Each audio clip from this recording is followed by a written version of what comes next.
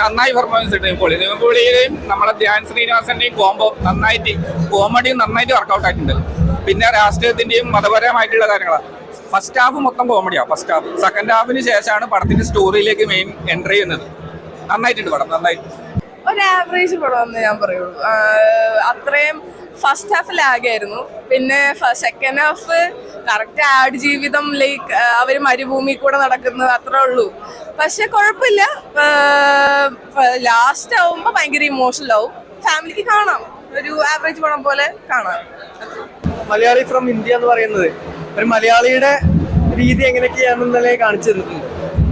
എങ്ങനെ ഒരു മലയാളി എവിടെയും പോയാൽ പിടിച്ചേക്കുമല്ലോ, അതേപോലെ തന്നെ മലയാളിയുടെ പിടിച്ചു നിൽപ്പും കാര്യങ്ങളൊക്കെ കൂടിയിട്ട് അങ്ങനെ ഒരു എന്നാ പിന്നെ രാഷ്ട്രീയത്തെ കുറിച്ച് പറയുന്നുണ്ട്. പുള്ളിയുടെ മറ്റു പടങ്ങളൊക്കെ നമ്മൾ നോക്കുമ്പോൾ രാഷ്ട്രീയം കാര്യങ്ങളൊക്കെ കണ്ടന്റൊക്കെ ഉൾപ്പെടുത്തിയിട്ടുണ്ടല്ലോ.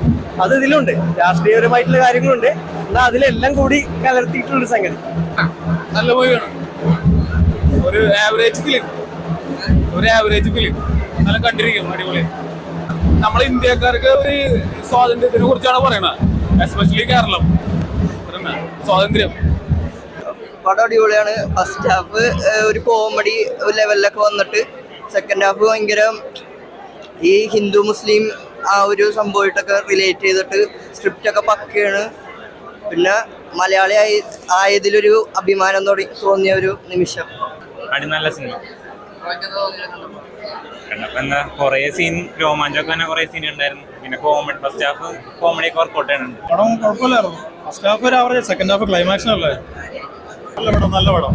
ക്ലൈമാക്സ് നല്ല ക്ലൈമാക്സ് ആയിരുന്നു. നിവിൻ പോളിയുടെ തിരിച്ചു വരും എന്ന് പറയാം. കുഴപ്പമില്ല, എല്ലാം കൊണ്ടും നല്ല പടം. കൊള്ളാം. എങ്ങനെ തമാശ കുഴപ്പമുണ്ടായില്ല. അത്യാവശ്യം ഫാമിലിക്ക് കണ്ടിരിക്കാം. വളരെ ക്ലൈമാക്സ് എല്ലാം വളരെ ഹൃദയസ്പർശിയായിട്ടുള്ള ഒരു മൂവി ആയിരുന്നു. എല്ലാം കണ്ട് എനിവേ ഇഷ്ടപ്പെട്ടു. നല്ല പടം. രാഷ്ട്രീയമുണ്ട്. ഫസ്റ്റ് ഹാഫ് രാഷ്ട്രീയം, പിന്നെ ഫാമിലി ഉണ്ട്, സെന്റിമെന്റ്സ് ഉണ്ട്, ഇമോഷൻസ് ഉണ്ട്, എല്ലാം നിവിൻ പോളി ഈസ് ബാക്ക്. അത്രേ ഉള്ളൂ. ഒറ്റ വാക്കി പറഞ്ഞു.